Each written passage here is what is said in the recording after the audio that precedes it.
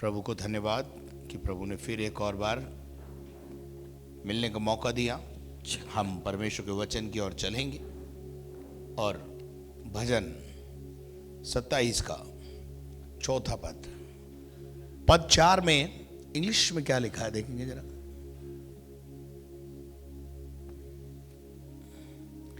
एक वर मैंने यहोवा से मांगा। जब हम हिंदी पढ़ते हैं तो थोड़ा उसका अनुवाद और इंग्लिश का जो अनुवाद है उसमें थोड़ा सा समझ में आ जाता है, बस और कुछ नहीं। पढ़ेंगे।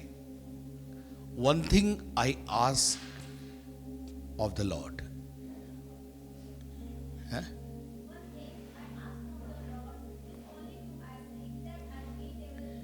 एनआईवी का जो वर्जन है उसमें लिखा हुआ है कि आई कीप माई डिजायर। मैंने अपनी इच्छा परमेश्वर के सामने प्रकट की। एक वर मैंने मांगा। वर मांगने का मतलब यह है मैंने अपनी इच्छा को प्रकट किया। हिंदी में एक बहुत अच्छी कहावत है, जहां चाह है वहां राह है।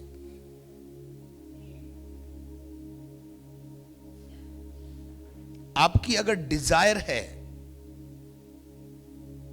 तो रास्ता निकलेगा।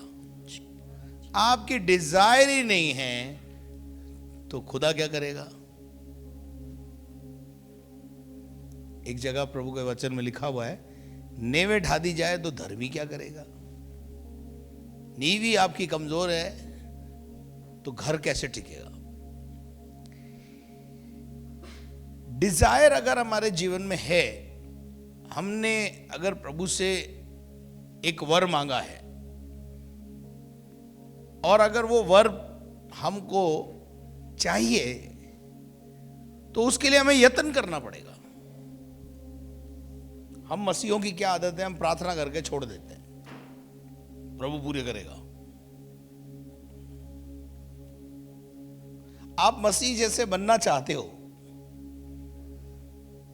आप किसी भी हीरोइन का अगर पीछा करते हैं और उसको फॉलो करना चाहते हैं तो आपको क्या करना पड़ेगा।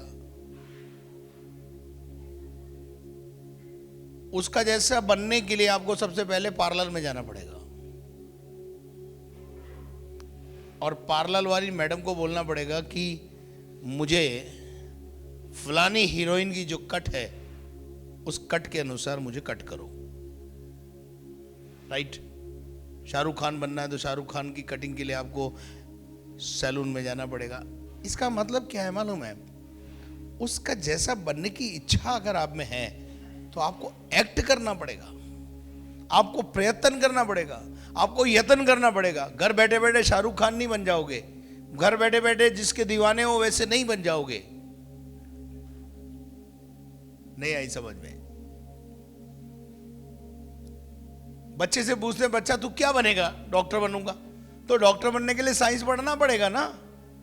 आर्ट्स पढ़ के डॉक्टर थोड़ी बनेगा। नीम हकीम खतरे जान बनेगा। नहीं, गलत बोल रहा हूं। जैसी हमारी इच्छा है कि हम बने या हम करें तो हमें उसके मुताबिक अपना एक्ट देना पड़ेगा। यहां वो कहता है कि हिंदी में मैंने एक वर प्रभु से मांगा है। मैंने एक इच्छा, डिजायर को प्रभु के सामने रखा है और उसकी डिजायर क्या है कि मैं यहोवा के भवन में रहने पाऊं। हिंदी कर दो भाई इसको।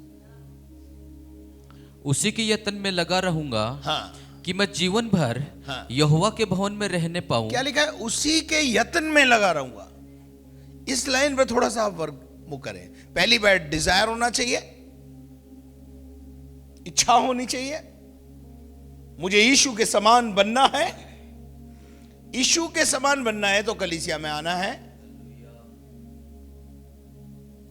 कलीसिया में ही यीशु के बारे में बताया जाएगा और अब यीशु के समानता में ढलते चले जाओगे।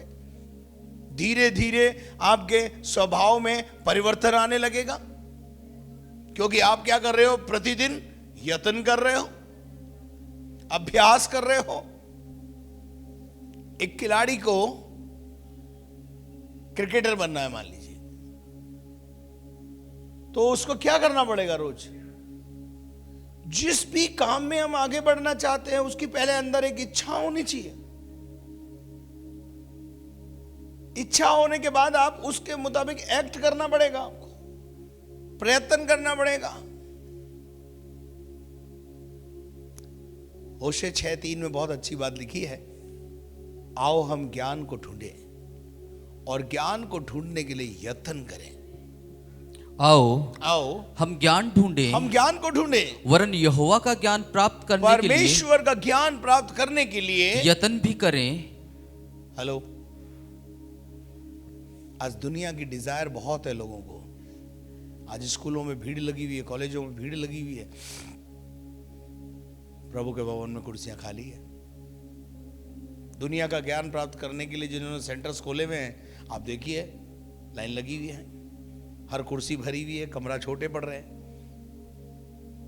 लेकिन प्रभु का ज्ञान, प्रभु के बारे में जानकारी,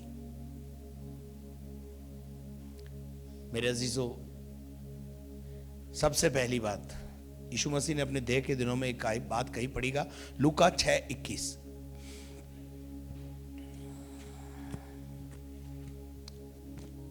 धन्य हो तुम जो अब जब भूखे हो, धन्य हो तुम जो भूखे हो, भूखे क्योंकि तृप्त किए जाओगे। Is necessary.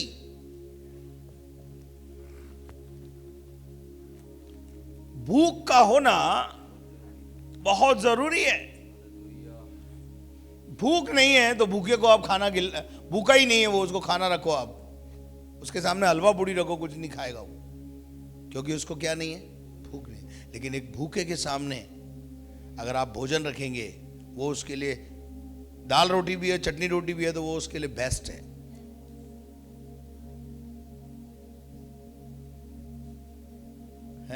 जैसे आप लोग, मैं रोज चटनी रोटी खिलाता हूँ मॉर्निंग डिवोशन में, फिर भी आप आते हैं, है ना?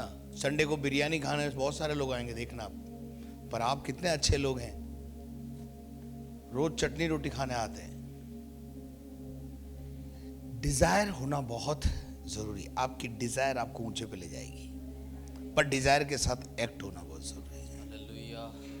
हर बच्चे से आप पूछिए, वो यही बोलता है मुझे डॉक्टर बनना है, इंजीनियर बनना है ना, मुझे ये करना है, मुझे वो करना है, लेकिन उसके मुताबिक पढ़ाई नहीं करता तो डफोल चंद बन जाता है। जो नियमित रूप से बताए हुए कामों को, बताई हुई बातों को अपने जीवन में पूरा करेगा, वो एक दिन डॉक्टर भी बनेगा। पहले अपने टारगेट को फिक्स कर लो। यहां वो कहता है कि तुम जो है, मैंने एक वर मांगा है और मैं क्या वर है मांगा है, और मैं उसके यत्न में, हाँ, हमारे पास क्या है? डिजायर तो है पर यत्न नहीं है। अभी आप देखना, संडे को किसी से पूछना, आप संडे को आराधना में क्यों आते हो, तो वो एक बात बोलेगा, मैं यीशु जैसा बनना चाहता हूं। क्या सप्ताह में एक डोज लेने से आप यीशु के समान बन जाएंगे? मैं तो रोज 24 घंटे इसमें घुसा रहता हूं। जब भी समय मिलता है मैं प्रभु के साथ अपना समय बिताता रहता हूं, तब भी यीशु जैसा नहीं बन पा रहा हूं, तो वो कैसे बन पाएंगे? चलिए एक आयत में आपके सामने, कुछ आयतें आपके दूंगा मैं, जिससे आपको और कुछ बातें समझ में आएगी। पहली बात आपने समझ ली, वर मांगा है, उसी के यत्न में लगा रहूंगा, ठीक है। और वर क्या है? मैं जीवन भर यहोवा के धाम में बने रहा हूं, उपस्थिति में बना रहा हूं। लेकिन अपन इस बात को देखेंगे, भजन 132 का 4 और 5 पद।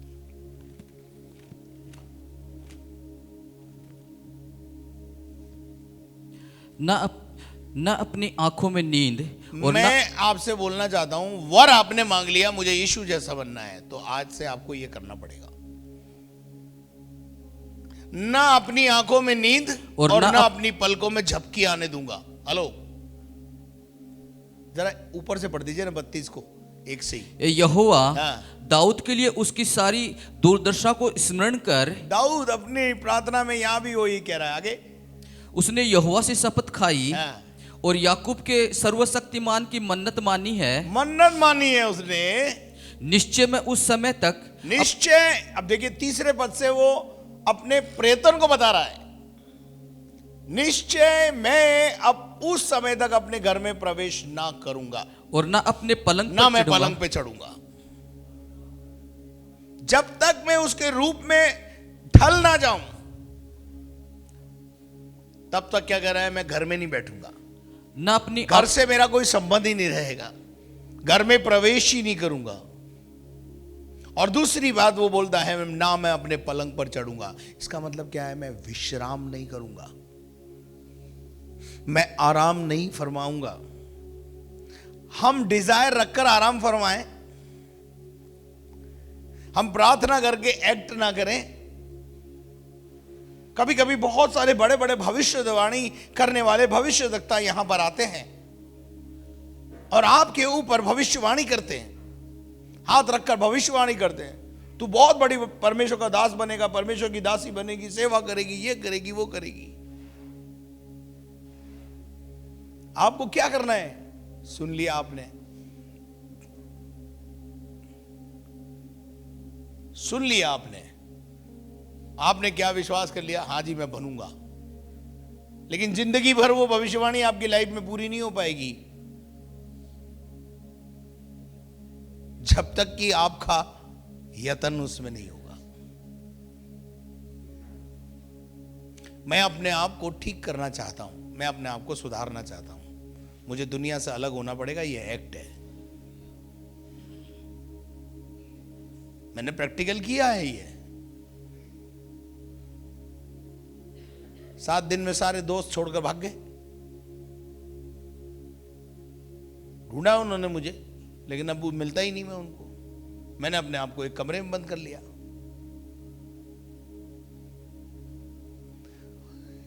वो कहता है, मैं निश्चय में उस समय तक अपने घर में प्रवेश न करूंगा, ना अपने पलंग पर चढ़ूंगा। चौथा पद पढ़िए, देखिए, ना अपनी आंखों में नींद और ना क्या आने दूंगा, और मैं झपकी नहीं मारूंगा, और ना मैं अपनी पलकों में झपकी नहीं आने दूंगा, मैं नींद नहीं लूंगा, और ना अपनी पलकों में झपकी आने दूंगा। आप मुझे बताइए, जो इंजीनियर, डॉक्टर्स और सीए ऐसी हायर एजुकेशन करते हैं, सर अपने पढ़ाई में कितना डिवोशन करना पड़ता है उनको? देखो ये मैडम बोली, एक रात और दिन कितने घंटे सोते हैं सर? वो ही बन पाते हैं ना 24 घंटे सोने वाला, अखबार में नंबर ढूंढता रहेगा।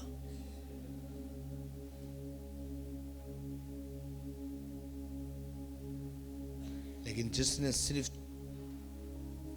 4 घंटे अपने या 3 घंटे सोया और बाकी का समय अपनी किताबों को दिया, प्रयत्न किया, उसका नंबर आएगा, वो सीए बन पाएगा। हम तो आराम फरमाना चाहते हैं, जबकि क्या हम तो गहरी नींद में जाना चाहते हैं। पता गहरी नींद में क्यों जाना है? सपना उसी में आता है, सपनों की दुनिया में रहना पसंद करते हैं। रात को सोते समय भी बोलते, प्रभु मीठे प्यारे सपने दे। पलकों में झपकी ना आने दूंगा। आगे बढ़ना भैया जरा। जब तक मैं यहोवा के लिए, जब तक मैं खुदावंद के लिए एक स्थान अर्थात याकूब के सर्वशक्तिमान के लिए निवास स्थान न पाऊं। क्या कह रहा है? दाऊद की एक डिजायर थी, मैं खुदा के लिए भवन बनाऊंगा, और उसके लिए उसने क्या किया? किया कि नहीं किया? हम लोग, हाँ मेरी भी दिली इच्छा थी कि हम लोग एक भवन बनाएं। हमारी भी बड़ी एक इच्छा थी, हम खुदा के लिए इस शहर में कुछ करें। और अगर मैं हाथ पे हाथ धर के बैठा रहता, अब जाके मेरा रिटायरमेंट होता, और रिटायरमेंट के बाद में मैं प्रभु की सेवा शुरू करता। आप बताइए, क्या यहोवा के लिए वो कर पाते डेविड परिवार जो अब अब तक कर चुका है।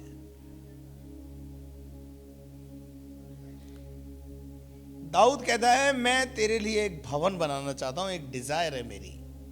आगे बढ़ना बेटा। देखो देखो हमने अप्राता में इसकी चर्चा सुनी है, हमने इसको वन के खेतों में पाया है। बस ठीक है। कहने का मतलब यह है कि अगर भैया आपकी दिल में एक इच्छा है कि मुझे कुछ कर गुजरना है, तो अपनी यत्न को थोड़ा बढ़ा लो। केवल प्रार्थना करने से काम नहीं चलेगा ना हमारे भाई। केवल भविष्यवाणी करवाते फिरो अपने, हाँ कभी उस भविष्य वक्ता के पास गए, कभी उसके पास गए, सब भविष्यवाणी कर रहे हैं आपके लिए, लेकिन क्या क्या फायदा होगा उस भविष्यवाणी की अंदर जिसमें आप एक्ट नहीं करेंगे, यत्न नहीं करेंगे। आप पहले उस चीज को ले अपनी लाइफ में, और ले करके क्या करो, वैसा बनने का प्रयास शुरू करो, प्रयत्न शुरू करो। और आप देखेंगे जब आप प्रयत्न करेंगे तो परमेश्वर आपके लिए रास्ते भी निकालेगा। शुरू से मेरे दिल में एक बड़ी इच्छा थी कि मैं प्रभु के लिए कुछ करूं, और वैसे ही मैंने एक्ट शुरू किया, और जैसे मैं एक्ट करता गया खुदा मेरे लिए रास्ते निकालता चला गया।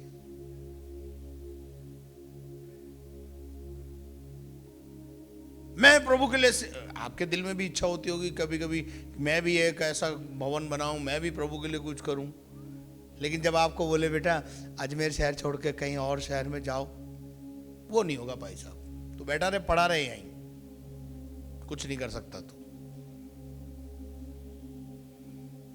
सिद्धांत क्या है? Go and grow. सिद्धांत क्या है? Go and grow. जाओगे तो पाओगे, जाओगे तो बढ़ाएगा खुदा। If you are not ready to leave, you can't receive. आप अगर छोड़ने को तैयार नहीं हो तो पाने के लिए भी आशा मत रखो। मेरे अजीजों, निकालिए दूसरा इतिहास 15:15। कुछ आयतें आपके साथ शेयर करूंगा जिससे आपको यह आयत बिल्कुल अच्छी रीति से समझ में आ जाए। यह शपथ खाकर हाँ। सब यहूदी आनंदित हुए, हाँ। क्योंकि उन्होंने अपने सारे मन से शपथ खाई। उन्होंने अपने सारे मन से शपथ खाई और बड़ी अभिलाषा से उसको ढूंढा। अभिलाषा से उसको ढूंढा। अभिलाषा का क्या मतलब होता है? इच्छा, डिजायर। आप अगर डिजायर रखोगे मिलने की खुदा से, तो खुदा मिलेगा।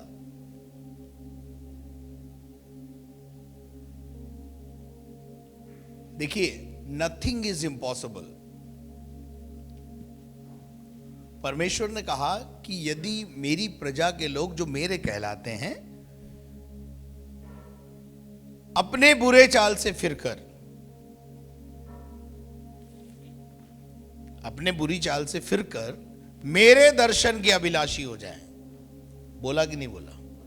इसका मतलब क्या है? अगर हम दर्शन अभिलाषी होंगे तो दर्शन पाएंगे। दर्शन का अभिलाषी बनने का क्या मतलब है? If you have Dzire in your life कि मुझे खुदा तेरा दर्शन चाहिए, आई टेल यू, वो आपको देगा। अगर वो देता ही नहीं तो ये बात बोलता ही नहीं। वचन में लिखा, हमने बड़ी शपथ खाकर उसको ढूंढा और वह उनको मिला। और यहोवा ने चारों ओर से उन्हें विश्राम दिया। चारों ओर से उनको क्या दिया? उन्हें विश्राम दिया। आपको चाहिए चारों ओर से विश्राम? ढूंढो खुदा को, बैठो खुदा के पास, मिलो खुदा से, मिलेगा। हालेलुया। भजन 38:9 पढ़िए।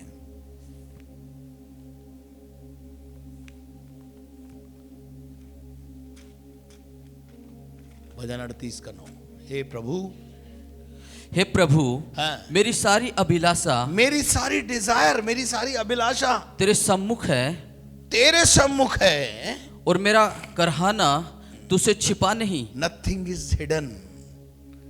मेरी इच्छा भी तू जानता है, और मेरा करहाना भी तू जानता है, मेरे दर्द को भी तू जानता है। मेरे अजीजों, हमारी इच्छा को, हमारी अभिलाषा को प्रभु जानता है, और उसके लिए यदि हम यत्न करेंगे तो रास्ता भी निकालेगा। लेकिन अगर आपके पास एक बहुत बड़ी डिजायर है कि मुझे बहुत बड़ा सीए बनना है, लेकिन सीए बनने के लायक आपने एक्ट नहीं किया, आप बन जाएंगे सीए सर? आज सुबह मैं आपको एक ही बात समझाना चाहता हूं। आप सबके पास एक टारगेट है, मुझे यीशु जैसा बनना है। ये टारगेट है आपका। Why we are coming in the church? हम यीशु के समान स्वरूप में बनना और ढलना चाहते हैं। That's why we are coming here. यीशु मसीह एक सिद्ध परमेश्वर सिद्ध मनुष्य था, वो ही हम बनना चाहते हैं। और जब हम यहां आते हैं, जब हम कलीसिया में आते हैं, तो हमारी खटाई छटाई होती है, हैं? जो डाली फल लाती है उसे मालिक और काटता है, छांटता है। बोलो, छांटता है कि नहीं छांटता है? आप गांव के हो ना भाई साहब, आप बताइए। छांटता है। क्यों छांटता है? क्यों छांटता है वो? ताकि और फले। जब पेड़ से पूछो कि जब तेरी छटाई हो रही है तो तुझे गुस्सा नहीं आता? दर्द होता होगा। अगर एक पेड़ के पेशेंस को हम पूछें उससे, और अगर खुदा उसे जवाब देने की ताकत दे, तो वो पेड़ जो है ना, आपकी अपनी छटाई के ऊपर कुछ बोले तो वो ये कहेगा, यार मैं इतना फल देता हूं, उसके बाद भी तू मेरे को छांटता है, तू मुझे दर्द पहुंचाता है, तेरे को शर्म नहीं आती? एम आई राइट रमेश जी?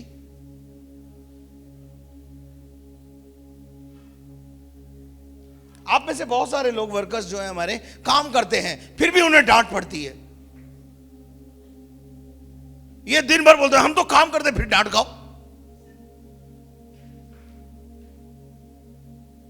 तो वो डांट नहीं है, वो छटाई है,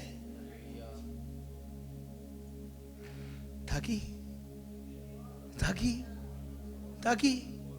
और फल ना हो। लेकिन छटाई के लिए ये लोग तैयार नहीं है।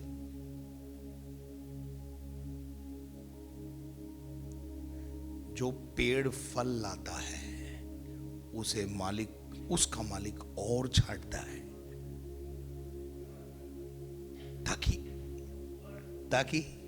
ताकि और फल लाए। तो जब तुम्हारी छटाई होती तुम तिलमिलाते क्यों? कुछ लोग तो छोड़ के चले जाते हैं। मेरा कराहना तुझसे छुपा नहीं है। भजन 73 का 25 पढ़िए।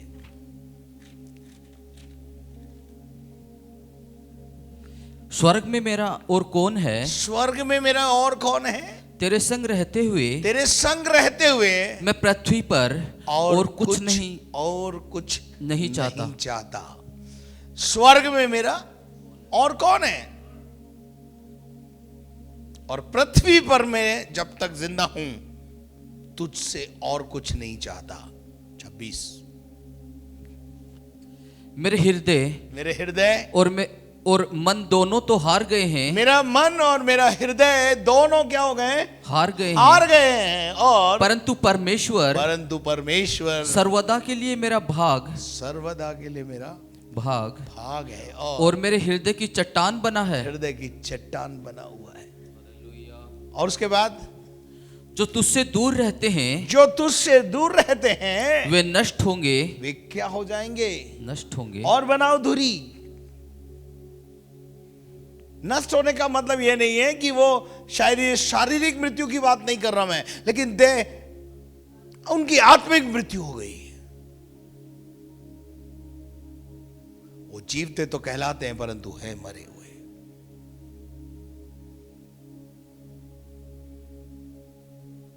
क्या लिखा है? जो तुझसे दूर रहते हैं वे तो नाश होंगे। जो कोई तेरे विरुद्ध व्यभिचार करता है उसका तू विनाश करता है। तो उसका क्या करता है? विनाश करता है। आगे, परंतु परमेश्वर के समीप रहना, हाँ, यही मेरे लिए भला है। वाह वाह वाह वाह वाह, खुदा की करीबी में रहना मेरे लिए भला है। मैंने प्रभु यहोवा को हाँ। अपना शरण स्थान माना है, हाँ। जिससे मैं तेरे सब कामों का वर्णन करूं। आपको पता है दाऊद ने मंदिर बनाने की जो एक डिजायर थी उसके लिए क्या इकट्ठा किया? सब सामग्री की कि नहीं? उसने जनता से आह्वान किया कि हम खुदा के लिए एक भवन बनाएंगे, इसलिए सोना लाओ, चांदी लाओ, जो कुछ ला सकते हो लाओ। ये उसका क्या था? प्रयत्न था। सामग्री इकट्ठी की। हालांकि खुदा ने उसे बोल दिया था कि तू इस मंदिर को नहीं बना पाएगा। वो गुस्सा नहीं हुआ। He never left God. आज अगर खुदा आपसे बोल दे कि मैं तुझे इस काम में इस्तेमाल नहीं करूंगा, आप खुदा पे कुड़कुड़ाने लग जाओगे, बुड़बुड़ाने लग जाओगे। क्या हो गया अगर मेरे हाथ खून से रगे हुए तो? बट गॉड है। गॉड ने उसे बोल दिया तू नहीं बनाएगा, मैं तेरी इच्छा को पूरा करूंगा, पर तेरे पुत्र में होके करूंगा। कुछ काम हम कर पाएंगे, कुछ पुत्र कर पाएंगे। करेगा तो हमारे वंश से ही कराएगा ना।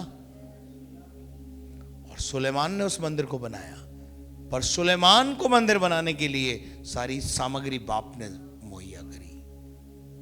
बाप जब मरा उससे पहले जो कुछ मंदिर में लगना था सब कुछ पूरा करके गया। हालेलुया। मेरे अजीजों, मैंने प्रभु यहोवा को अपना शरण स्थान माना है, जिससे मैं तेरे सब कामों का क्या कर सकूं? वर्णन कर सकूं। हालेलुया। और पढ़ेंगे परमेश्वर के वचन में से यशायाह 26:9।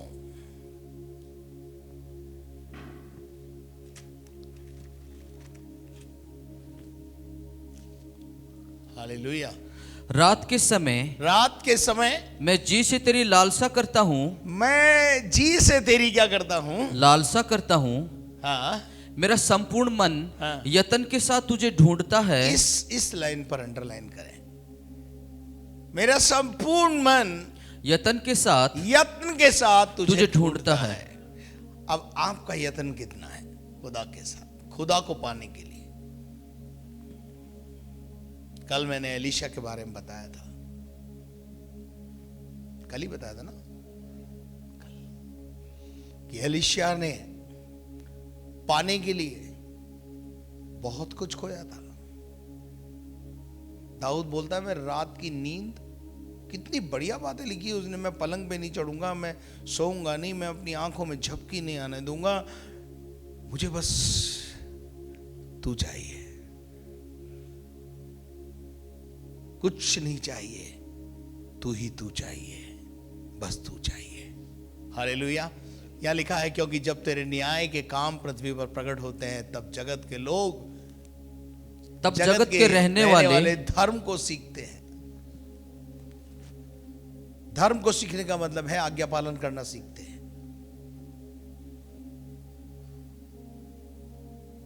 अजीजों, हम अपने जीवन में यत्न करना सीखें। मैंने यत्न किया, मैंने भाग दौड़ की। क्या आप मेरे साथ हैं? मेरे प्रयत्न, मेरा यत्न रात और दिन एक किया है इस कलीसिया को सींचने के लिए। रात और दिन एक किया है, एक एक विश्वासी के साथ समय दिया है, एक एक बच्चे को समय दिया है। आखिरी एक आयत पढ़ेंगे, पहला पत्रस 2 अध्याय उसका 2 पद।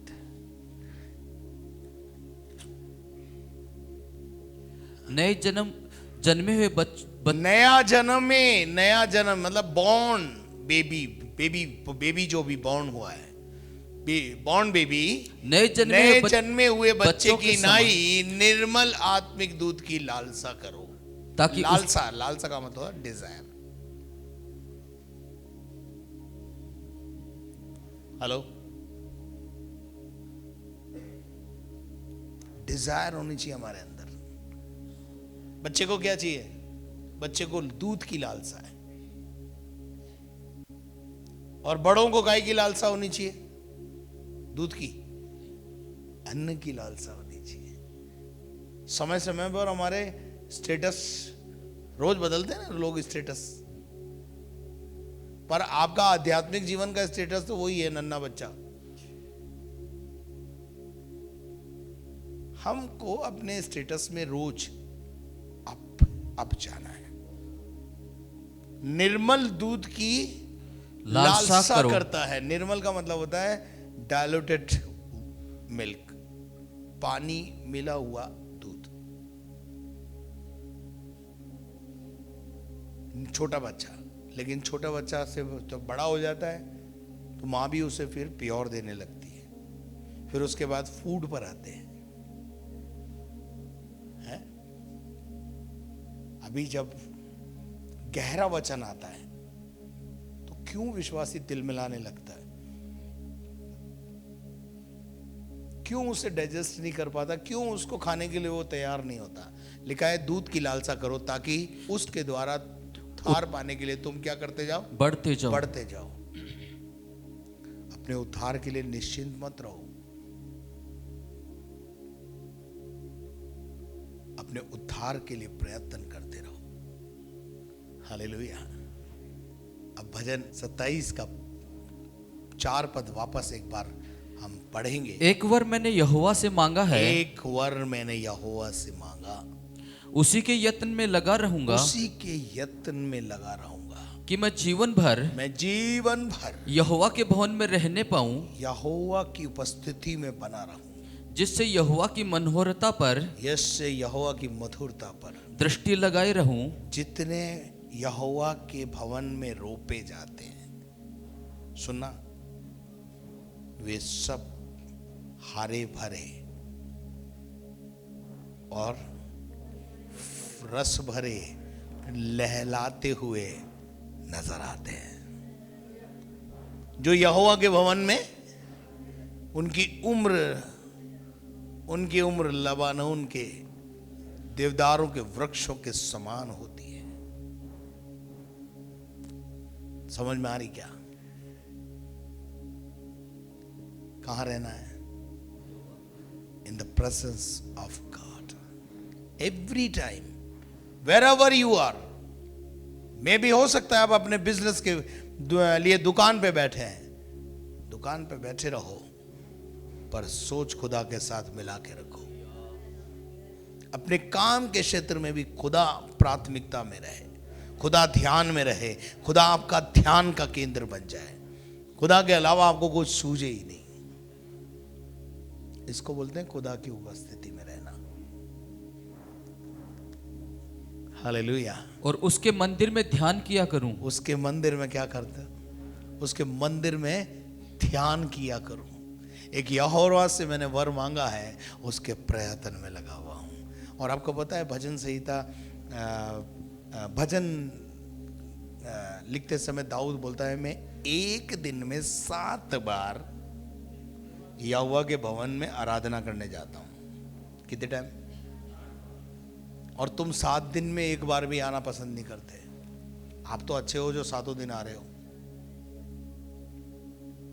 तेरे धर्म में नियमों के कारण, तेरे धर्म में नियमों के कारण मैं प्रतिदिन 7 बार तेरी स्तुति मैं करता हूं। प्रतिदिन 7 times he was a king that time। बहुत सारी जिम्मेदारियां उसके पास है। आप राजा हो क्या? है जी, आप राजा हो? राजा से ज्यादा जिम्मेदारी है आपके पास तो बता दीजिए। देश के प्रधानमंत्री हो। भजन 119 उसका 164। एक वर मैंने यहोवा से मांगा, उसके लिए प्रयत्न दिखाया यहां पर कि मैं एक दिन में 7 बार। ये क्या है उसका? ये इसका प्रयत्न है, यत्न है, और उसमें वो कामयाब भी हुआ। आपको पता है कि वो धरती पे रहते हुए भी मंदिर में रहा, और अब वो नए यरूशलेम, नए मंदिर में खुदा के उपस्थिति में।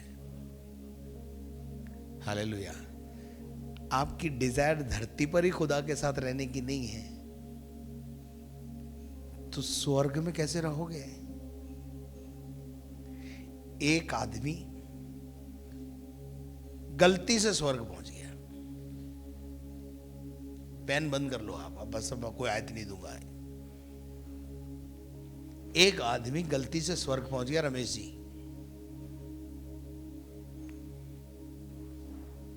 तो नीचे, नरक तो नीचे है ना, नरक को उसने देखा। अब नरक में क्या हो रहा है? बहुत जबरदस्त डिस्को हो रहा है, डांस हो रहा है, ये हो रहा है, वो हो रहा है, जवान लोग नाच रहे हैं, कूद रहे हैं, ऐसे। और यहां स्वर्ग में ऐसा कुछ भी नहीं है, सिर्फ हालेलुया हालेलुया हालेलुया। इसको स्वर्ग पसंद नहीं आया, इसको स्वर्ग पसंद नहीं आया। ये गया खुदा के पास, बोले खुदा बाब मेरे को तो जो है नीचे वाला ठीक लग रहा है, मेरे को नीचे वाला रूम दे दो, मैं नीचे जाना चाहता हूं। खुदा ने बोला सोच ले समझ ले अच्छे से, वहां से कोई गया तो वापस नहीं आता है। बोले नहीं, मैंने सोच लिया, देख लिया, बहुत बढ़िया चल रहा कार्यक्रम। और उसने वहां से छलांग लगा दी और सीधा पहुंच गया। अब जैसे ही वो वहां पहुंचा, शैतान के दो दूत आए और उसको पकड़ के ले गए। बोले चलो आका के पास। आका ने बोला हाँ क्या हुआ भाई, आगे गए? हाँ आ गया साहब। बोले इसको डालो आग की भट्टी में। बोले साहब ये तो बड़ी नाइंसाफी है। बोले क्या नाइंसाफी है? हमारे पास तो जो आता है उसके लिए नरक ही है। बोले साहब वहां तो देखो इतना बढ़िया सब कुछ। बोले वो हमारा एडवर्टाइजमेंट डिपार्टमेंट है, वो हमारा लुभाने वाला एक डिपार्टमेंट है। दुनिया में एक बात ध्यान रखना, बहुत सारी चीजें आपको लुभाएगी, लेकिन वो लुभाने वाली चीज आपको नरक पहुंचा देगी। पर बहुत सारी चीजें ऐसी है जो आपको स्वर्ग पहुंचा सकती है। उसको पाने का यत्न करो। हालेलुया।